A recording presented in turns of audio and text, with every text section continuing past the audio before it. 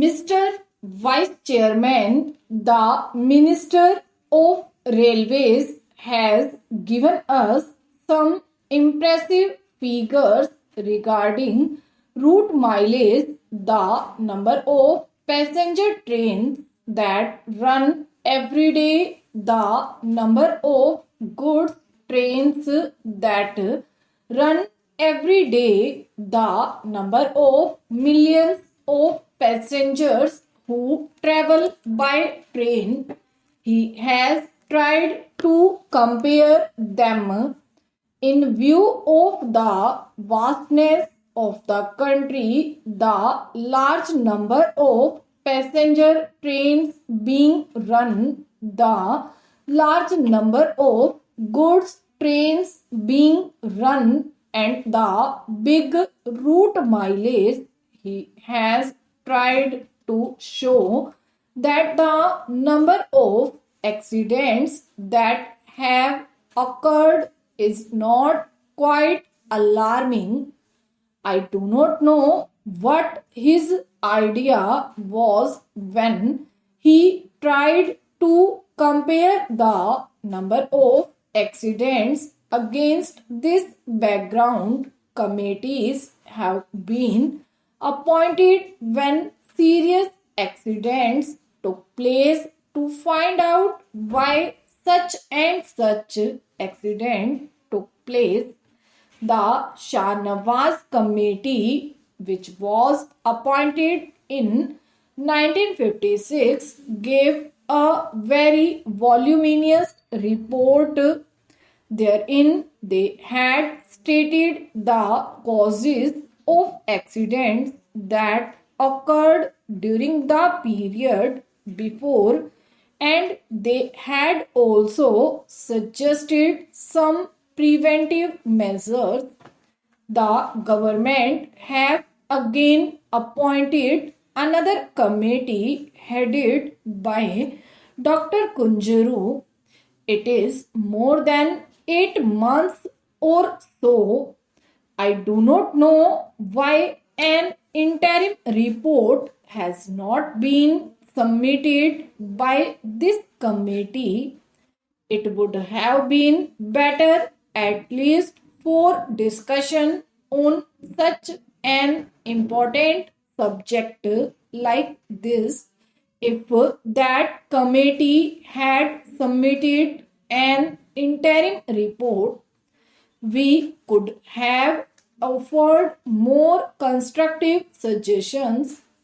Unfortunately, the committees that are appointed take their own time to submit their reports. Maybe the government is partly responsible for they may not be cooperating with the committee in giving all the material that is necessary for the committee to come to some sort of conclusions and give their findings on such an important question. Time and again we have discussed this question of accidents, and I was really pained to see how the minister tried to minimize the seriousness of the railway accidents. He also quoted in the other house the figures, the number of accidents that are taking place in other countries, particularly America and England, the conditions that are obtaining in these countries and that are obtaining in India are totally different. There, many of the accidents take place not because of follies, not because of the limitations under which those railways work, but mostly because of the environment that there has been in those countries.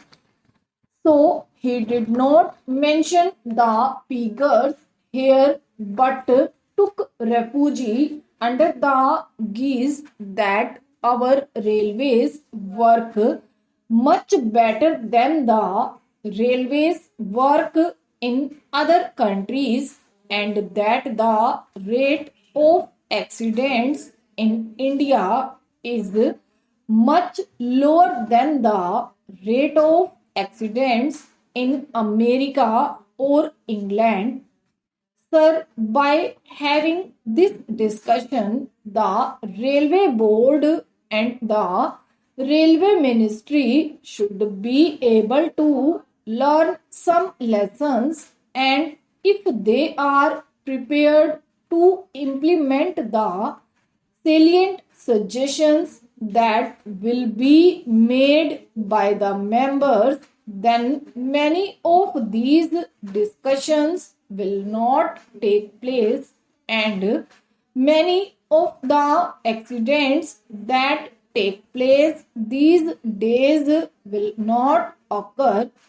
It has now become almost an everyday affair after the statement was made by the Honorable Minister in this house and the other house. Another accident had occurred to a deluxe train. It is therefore incumbent and imperative on the part of the Railway Ministry to see whether they could avoid these accidents. Many of the accidents that have occurred not because they are accidents but because of the wrong things done by the Railway Ministry. When a train leaves the station, care is not taken to see whether it has a defective engine, defective locomotive, whether proper check was made of it, whether the bogies that are attached to the train are properly checked up, whether the screws and bolts that are there are properly placed in their proper places, and so on. These are all things which, if properly inspected, will show whether the train is fit for travel or not, and if these things are properly adhered to, many of the accidents will not occur.